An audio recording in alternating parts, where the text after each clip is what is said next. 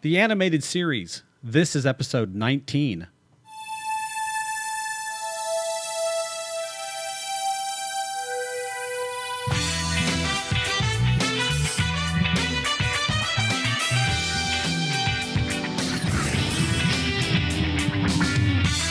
You're listening to 70s Trek with Bob Turner and Kelly Casto, the fan podcast that looks at Star Trek in the 1970s. It was the decade that built a franchise. Welcome to 70s Trek. Oh man, I've been waiting to do this episode. This week we're talking about Star Trek's first spin-off. I'm Bob Turner. And I'm Kelly Casto. Yeah, in 1973, the world finally received new Star Trek episodes. Yay! In the form of the animated series. And that's what we're going to talk about today. Yeah, but not before I tell everyone how to find us. Just go to our Facebook page. It's facebook.com/70s Trek. You know, that's a really intriguing title, I have to say. It Please, yeah, that's right. Please leave us a comment or a question there. We would love to hear from you. And you can also find us on iTunes. All you got to do is search for 70s Trek in the podcast area. Now you can find new worlds and new civilizations in the all-new adventures aboard the spaceship Enterprise. Join Captain Kirk and Mr. Spock in the fascinating new version of the Star Trek series. Conquer the outer reaches of space with the Enterprise crew on Star Trek. Every Saturday morning, see Star Trek on NBC. This year, the best ones are here. Yes, Saturday morning, September 8th, 1973. Isn't that awesome? I found that on YouTube. It is. Hold on, I got to go get my bowl of cereal and sit down in front of the TV. It does feel like that, doesn't it? I feel like I need some Captain Crunch and some Crunch Berries maybe and a little bit of milk. Yes, September 8th, 1973, 11 o'clock a.m. Eastern Time, Star Trek, the animated series premiered on NBC. Of course, at the time, it wasn't Star Trek, the animated series. It was just called Star Trek. There were no other versions of the show. There didn't seem to need to be a differentiation from the original. Nope. But the animated series was an important step at that time in the 70s for the, and dare I say the word, franchise. In fact, it's the moment when Star Trek becomes a franchise. Before TAS, it was Star Trek, the canceled show. Trek, the canceled show. That's right. But with the spinoff, it's now part of the Star Trek franchise. So how did we get from canceled show to the animated series? Well, Lou Scheimer and Norm Prescott at Filmation approached NBC with the idea of, hey, let's do a cartoon version of Star Trek. Filmation and NBC then reaches out to Gene Roddenberry, who he liked the idea. Go figure. Gene thought it was a great way to do the show in a new way and take it to a new audience. Yeah, I think that was a big part of it, was taking it to a new audience. And let's see. I think you and I were part of that new audience, weren't we? Yes, and right there live when it came on. Oh my God, I have to tell you, I was, okay, tell me if you used to do this.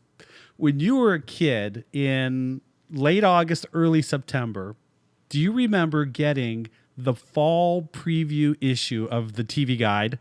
Oh, yeah. And you remember how thick it was? It was like a lot thicker. Yes. And it had, of course, it was only 5 inches tall. Yeah. That's right. But it had all that stuff in there about the new shows. And then there was a section about Saturday mornings. Yes. And that was our stuff.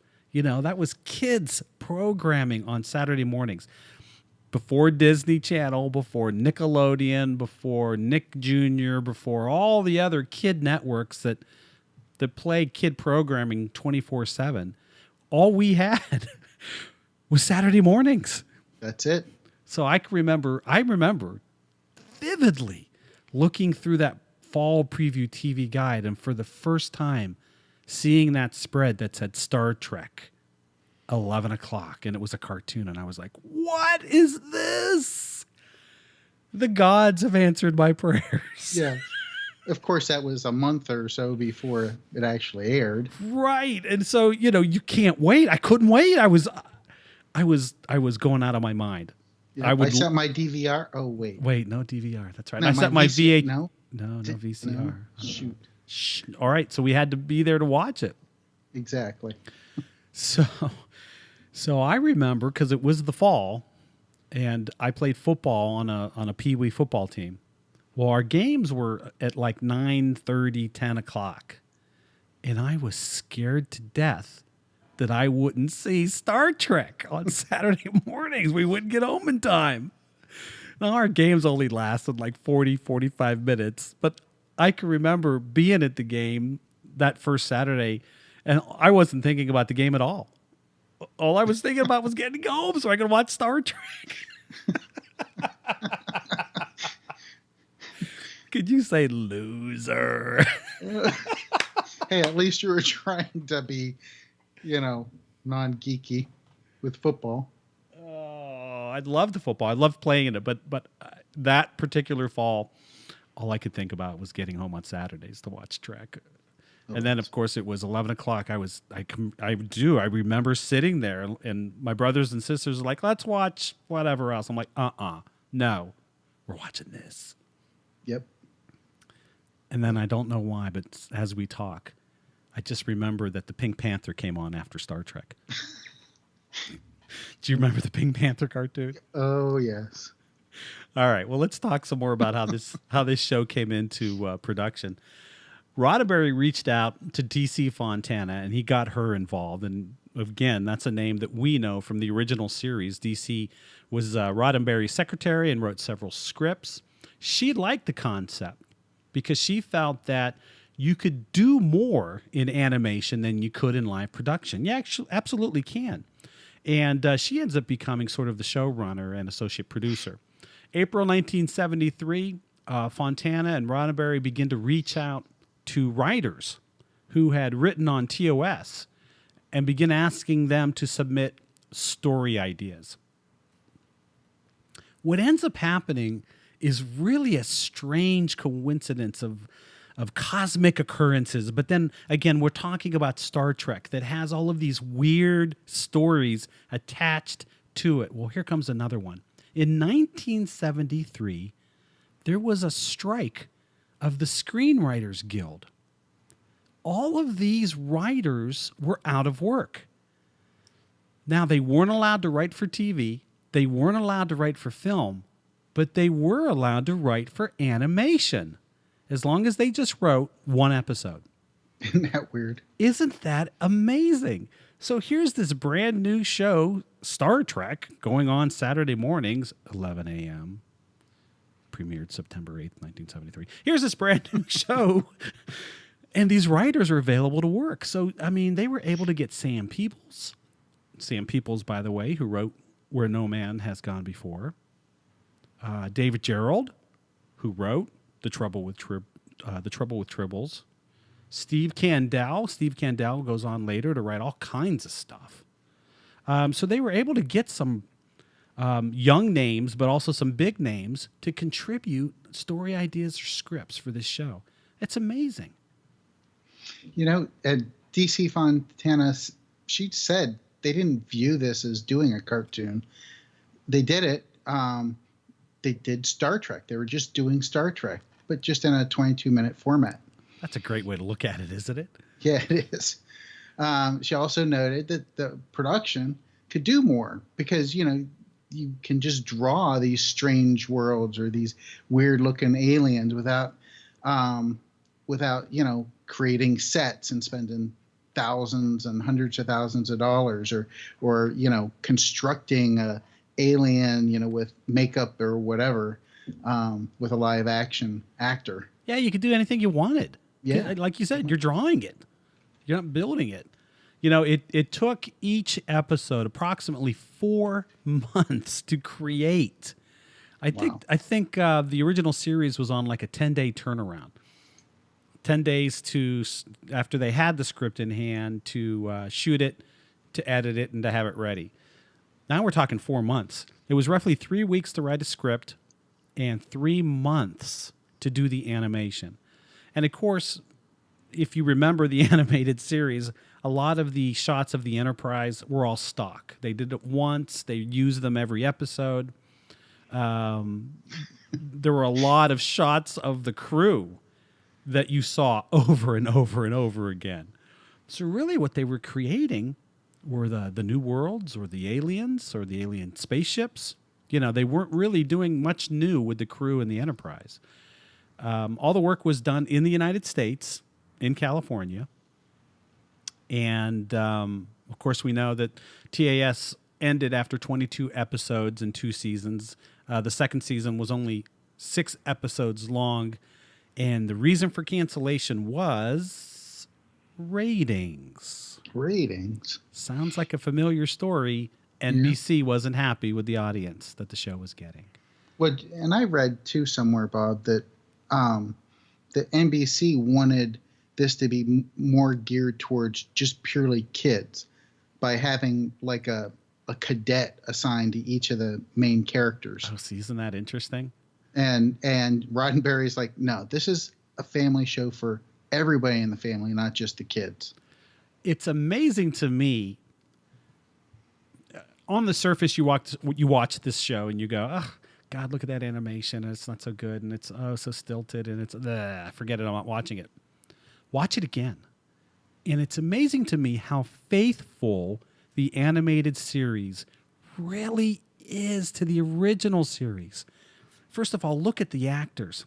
Oh, my God. I said actors. Look at the characters. Kirk looks like Kirk. He looks like William Shatner. I mean, it's kind of amazing. Spock looks like Leonard Nimoy. McCoy looks like DeForest Kelley and so on. The drawn characters look a lot like the actors. I'm very impressed. And then when you really look at them in a little closer, they're really simple drawings. Yet somehow those artists captured the characteristics of each of those actors' faces. It's really cool. Yep. Eyebrows going up. Yeah. The smirks. Yes. You know, everything. The little wry smile that Shatner has as Kirk, well, the animated Kirk has that. Yep. Very, very cool. Very, very dedicated to what the original show was. Look at the Enterprise itself. It's perfect. Yes. You know, it's not out of alignment in any way. It's not drawn funky. It is the way that the Enterprise looks. It's symmetrical. It's drawn in, oh God, what's the word I'm looking for? It's in scale. Yep. So, and then we go inside the Enterprise and the sets that they had on TOS. Oh my God, there they are on the animated series. I mean, the attention to detail, especially the stuff that's in the background when you're aboard the ship. Wow. Oh, yeah. When I'm watching episodes again, I'm looking at it and you got and sorry about this, the cheesy animation where they just stop and they're just animating the mouth. Right. But then in the background on the bridge, you see all the lights flashing just like they were on TOS. Yes.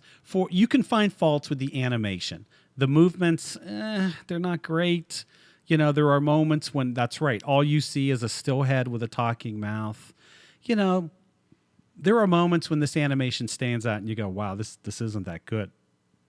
But if you look a little deeper, it's actually amazing for the time. For the time. And the budget.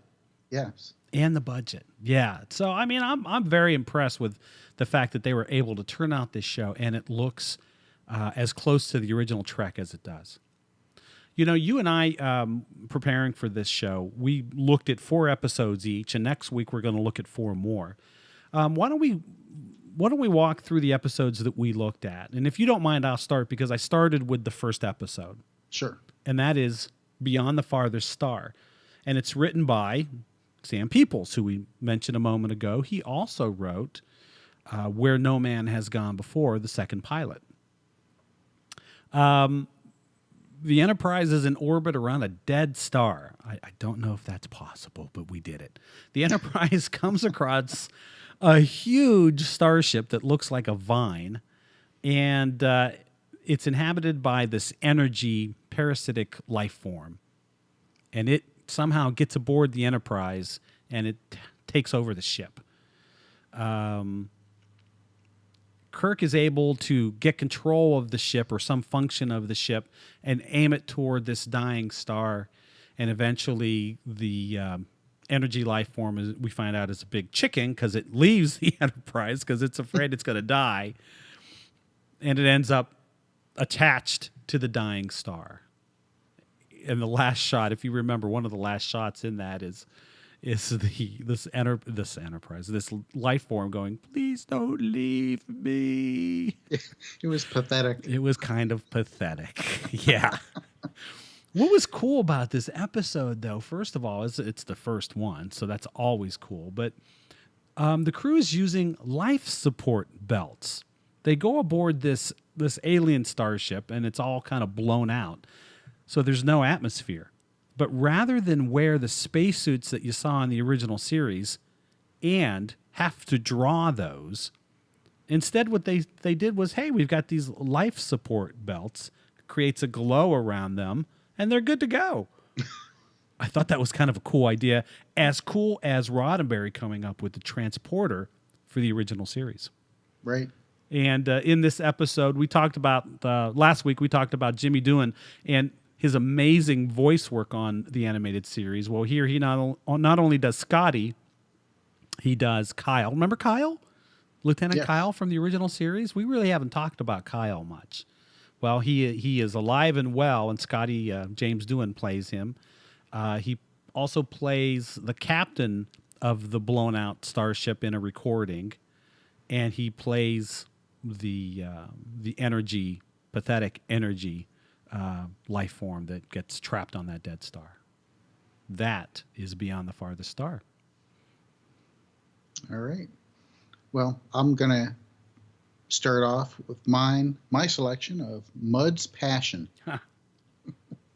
So just the story in brief is the Enterprise is given orders to go out and arrest the Federation outlaw, Harry Mudd, who was voiced by the original actor from TOS. Isn't that cool? That's Roger Carmel, right? Is that the actor? Right. So just in summary, the story is that Harry Mudd's selling these love crystals. The Enterprise goes to pick him up, get him on the ship. He convinces Nurse Chapel to trade his not his freedom, but to give her love crystals, but then tricks her. He escapes, takes her. Before that, though, he affects the whole crew, including Spock and Kirk. And Spock and Kirk go to the planet to get him. And Nurse Chapel, they have a little bit of a moment, Spock and Kirk do, when Spock kind of stumbles and Kirk catches him. It's kind of interesting. Oh, I kind of remember that. It's a loving moment, isn't it? They share an affectionate moment. Oh, let's move on. Move on, yes. Of course, then, they fix everything and they keep Harry Mudd. It's kind of a fun episode, lighthearted. So the big important question for this episode is, how many voices did Jimmy Doohan voice? I didn't keep a running total. Okay, fair enough. Let's just say probably at least two. Yes, since Jimmy Doohan and Majel Barrett and Nichelle, they all did most of the other voices other than what the actors did. Sure. Yep. All right. So I watched The Magics of Megas 2, and that was written by Larry Brody. Larry Brody was just sort of starting his career in the late 60s, and he went on to write episodes for The $6 Million Man, Hawaii Five-0, The Streets of San Francisco. Listen to this guy. He did a lot. Barnaby Jones, The Fall Guy, Voyager. Do you remember a little cartoon in 1995 called Spider-Man? Well, he wrote episodes for that, for Spawn, Silver Surfer, and then later on, Spider-Man Unlimited. This guy had a fun career. Yeah, he did. So What happens in this one is the Enterprise goes to the center of the galaxy. I've never heard this idea before. The Enterprise goes to the center of the galaxy where the crew finds a race of powerful aliens who once fled Earth. What's interesting is when they reach the center of the galaxy, they meet up with a guy who is half goat, half human, with horns on his head. Looks a lot like a satyr from Roman mythology. His name is Lucian. Weirdly, he is voiced by Jimmy Doohan. Lucian, while he looks very satanic, is actually not a bad character. But he looks satanic. And we learn later on that his name, or one of his names, is actually Lucifer. This episode gets really, really wild. We kind of learn that these beings had been on Earth, but as mankind evolved and got smarter, we chased them away. So now the Enterprise has found them, and they're kind of PO'd at humans. So the humans are put on trial. It reminded me a lot of when Picard and the crew were on trial during Encounter at Farpoint. Yeah. Very weird. So the crew's on trial, and they actually have to sort of stick up for themselves. And at one point, a character by the name of Asmodeus, voiced by UFO's Ed Bishop. Remember, if you listen to that episode, we kind of made that connection then. Asmodeus says, hey, you say that you're good people now and you don't want harm to come to anybody. Hey, your friend Lucian? He goes by another name. Lucifer. You still think you want to stick up for him now? Lucifer. And Kirk has a line where he says something like, hey, look, we have to judge everybody for who they are now. So, yeah, we're all good with it. Something to that effect. And I'm watching this thinking to myself, this is a show for kids? Wow. It got really, really psychedelic at one point. And, of course, there's a lot going on with this idea of accepting others, even someone who used to be Lucifer. That is the magics of Megas 2. You're up. Lucifer. All right, so the next one I did was the Lorelei Signal. Oh, yeah. So this starts off, they're investigating a sector of space where starships have disappeared every 27.346 years. I just wish they'd be a little more precise about that. Yes, I'm sure Spock would be.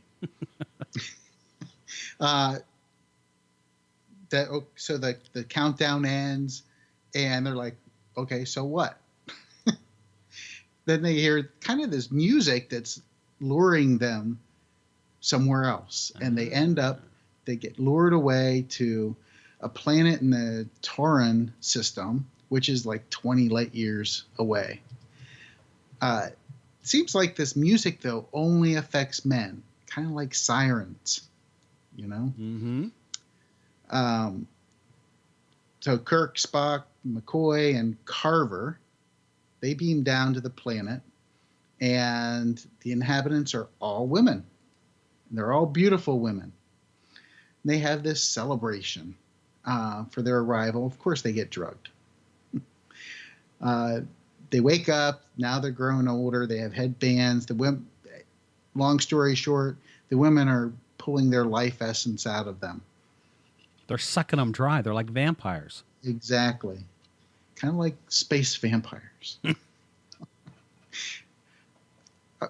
Uhura, so Scotty's left up in charge, but all the men up in the Enterprise are worthless because of this siren song.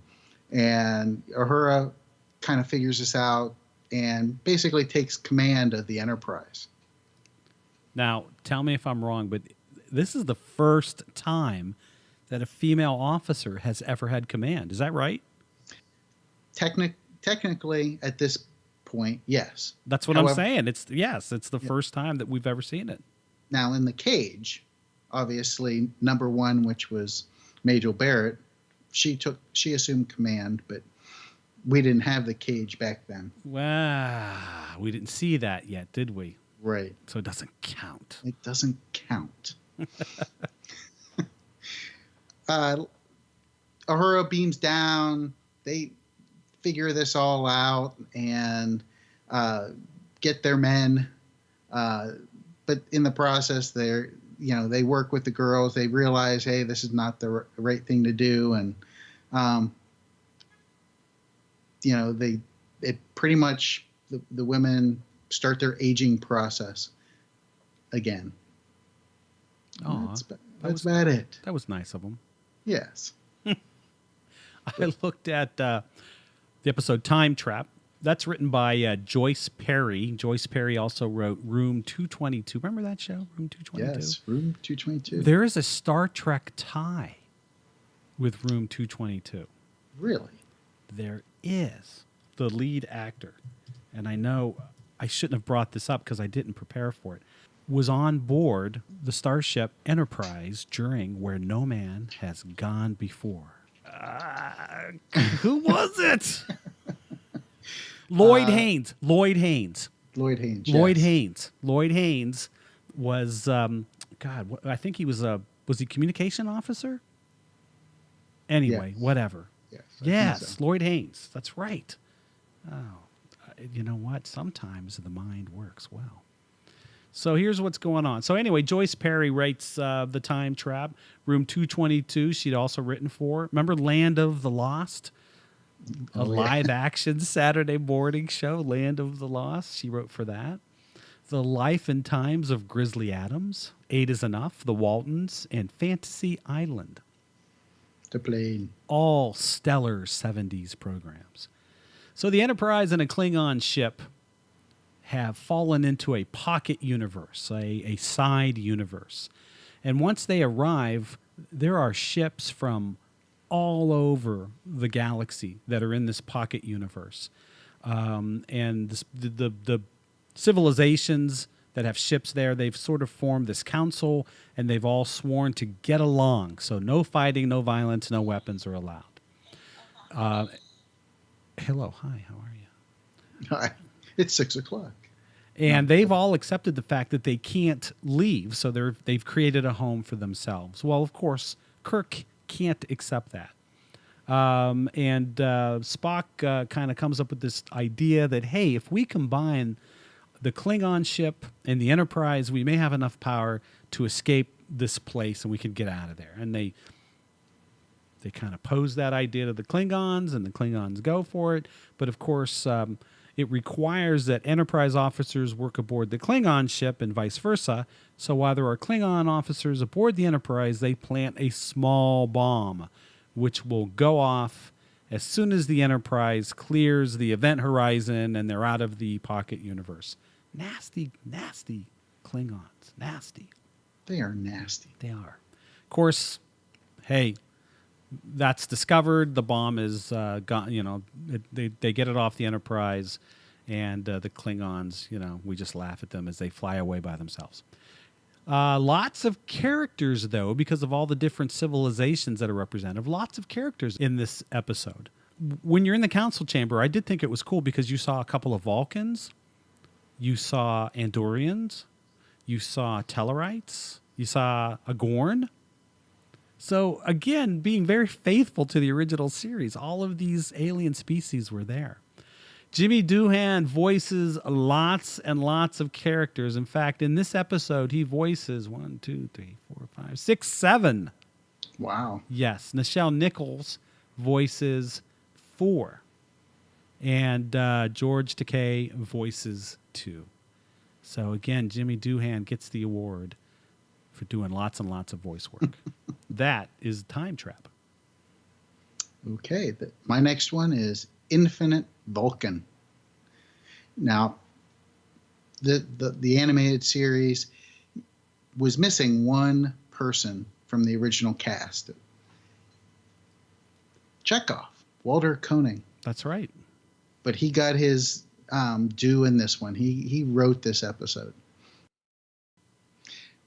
In short, the story is about the Enterprise going to a planet that's inhabited by a plant-based life form. And Spock gets abducted. Now, that's a really short story. What happens is they run into this plant-based life form on this planet as they're investigating when Sulu gets pricked by a poison stinger on a walking plant, which is kind of cute. They save his life. The Phalosians is what they're called.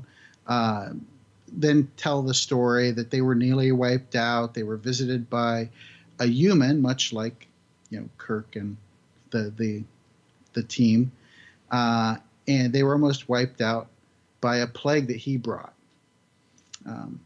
The human that visited them was Dr. Stavros Caniculus. Is that the giant guy with the tunic that I remember, right? The white. Looks like he's wearing a white Greek tunic, but he's a giant. He's That's a this giant. episode. Yeah, exactly. Guy's a tool. Now this guy Caniculus is a tool, man. Isn't he? All right, go ahead. Sorry.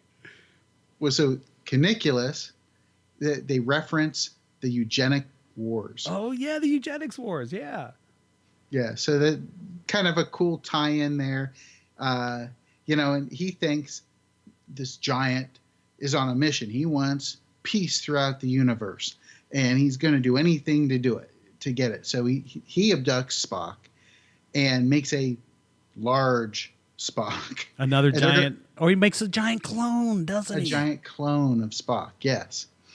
And sucking his life essence out, well, not his life essence, his memories and everything out of tiny Spock into giant Spock, or Spock 2, or whatever you want to call him. And, Kirk and everybody the whole time is like, look, we've solved this. The Federation has peace. We don't need you to go solve our problems. We did it. You don't need to go take over the universe. But Caniculus doesn't believe him. And, so. Do you know why Caniculus doesn't believe him? Because he's a tool. Sorry, go ahead. Do they ever tell us, and again, I don't remember that episode well, do they ever tell us why he has to be a giant? No. Okay. No. Just wanted to ask. One scene, you see all the Phalosians that are left. They're not many. And they're off cleaning off all of their spaceships that are hundreds of years old and with plant growth all over them. They're cleaning them off in preparation for Caniculus to go out and bring peace throughout the universe. And I'm like, wait, but how is he going to fit in that spaceship? Oh, man. Those are the little details that 10-year-old Bob just wasn't picking up on at the time. No, well, there's a lot of other things. Like so Kirk did a reverse on Spock, large Spock, big Spock, and applies logic. And basically is saying, hey, you have enough of original Spock's memories and everything and Vulcan culture. That this is not what Vulcan would do. And basically Spock 2 is like, yeah, I'm not going to do this, but I'll stay here and I'll help and, bring, the Phalosians back and help bring life back. And they convinced Dr. Caniculus, the tool, to that is a better endeavor than trying to go forcefully take over the universe and bring peace. See, there's another way that this show remains very true to the original series. Kirk continues to have word jujitsu. He is a master at logic and tricking you into something that you don't want to do. That's just the amazing part of Kirk, and I'm glad to see it alive and well in the animated series. So I looked at our last episode here, the counterclock incident, and ironically, it's also the last episode of the series, episode 6, season 2. The Enterprise is transporting Ambassador at Large, Commodore Robert April. How cool is this? That is the original captain, or I should say the name of the original captain of the Enterprise in Gene Roddenberry's very earliest treatments was Captain Robert April. So here we are. We finally get to see Robert April. It's interesting because there's a starship that is flying towards a supernova, and the Enterprise is trying to save that ship. And as they use their tractor beam, they get pulled into this nova and come out in a different universe where everything runs backwards, space is white, and stars are black. And they realize quickly, we shouldn't be here because not only are all these weird things going on, but they are beginning to age backwards. They're beginning to get younger. And in this universe, people are born old and die as infants. So they realize they don't have a lot of time. They need to get out of here. They come up with a plan. They're trying to leave. And as they're trying to leave, Kirk becomes a boy. The crew become kids. And Spock is a teenager. And Robert April is no longer 75 years old. He's now in his 40s. And he takes over the ship. And it's a good thing that he does, because by the time they enter this, let's call it an event horizon again, the crew are babies, and Spock is a young kid. And they get through it with the crew, again, as infants, and they have to use the transporter because it has their patterns as adults to come back to their original forms. That's Counterclock Incident. In it, Jimmy Doohan, he voices Commodore Robert April. He also voices one of the folks on the other side, Carl Four. Do you remember Lieutenant Eric's? We haven't talked about Eric's yet. Eric's has 3 arms and a big giant red head. Well, Jimmy Doohan voiced Eric's as well. So he did 4 voices in this episode. Nichelle Nichols did 3. Very interesting, though. The writer was Fred Bronson. Fred didn't have a large writing resume out on IMDb, but he did write a couple of episodes for The Next Generation, The Game, and Menage a Troy. So that's the Counterclock Incident. But I liked it. I liked those episodes. How about you? Did you like rewatching the animated series? Oh, yeah. It's been so long since I watched them that it was like watching them all over for the first time. It was a lot of fun. Yep. And we're going to look at more of the animated series again next week. So we hope you will join us then for another fun-filled episode of 70s Trek. Thanks for listening to 70s Trek, an independent fan production. Join us next week as we explore more about the production, the actors, the producers, and the influencers of Star Trek in the lost decade of the 1970s on 70s Trek.